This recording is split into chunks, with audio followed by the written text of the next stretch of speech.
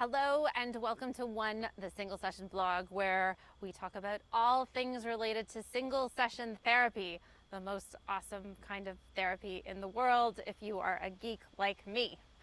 I am coming to you today from the traditional territories of the Haudenosaunee and the Anishinaabe here on the shores of Lake Ontario in beautiful Ontario, Canada. Today, we are going to continue our discussion of the paradigm shift that's super important when it comes to doing single session therapy. So, as we've already talked about, single session therapy is very different from traditional forms of therapy that most of us were trained in, because you literally only have one, which means to do it well, instead of squishing all of the things that we've ever known to do into one session, we have to be very selective and very particular and very intentional about what we're doing in that session.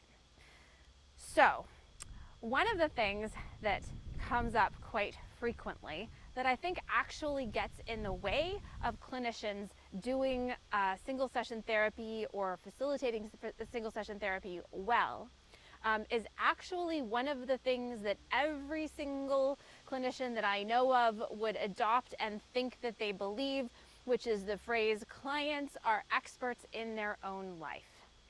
Everybody loves that. Everybody loves to be like, clients are experts in their own life. I hear that all the time when I'm teaching, all the time when I'm reading, this whole idea. But when we really get down to it, it becomes a question of, are we embodying it? When we show up with our clients, are we actually showing up as if we believe that clients are experts in their own life? I would say not really. In single session therapy, though, it's really important that we figure out how to embody that. Because again, in this model, I don't believe that we are problem solving, which is what an expert would do. It's expert knowledge that solves problems, right? Instead, we are trying to increase capacity and capability in our clients. So, how does this show up, this idea of clients are experts in their own lives? Well, if you think about it really hard, what that means is that no longer in therapy are we going to be doing any of the teaching of skills that we have always been taught is essential for what we're doing. I know, I just went to a training not that long ago, and the whole thing was about how to get your clients to breathe through difficulties. I'm like, breathing through difficulties? People already know how to breathe. If they didn't know how to breathe, they would not currently be here. The second part of that, though, is kind of like, are they asking to be taught to breathe? Right? This idea of teaching skills or any of this kind of stuff comes from the idea that we are there to impart knowledge.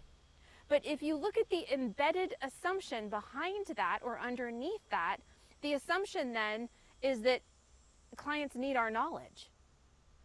But if they are experts in their own life, then why would they need knowledge from us? Why would they need these skills? This is why we need to take a look at our clients, and really, if we believe that they are experts in their own life, we ask them questions about their expertise.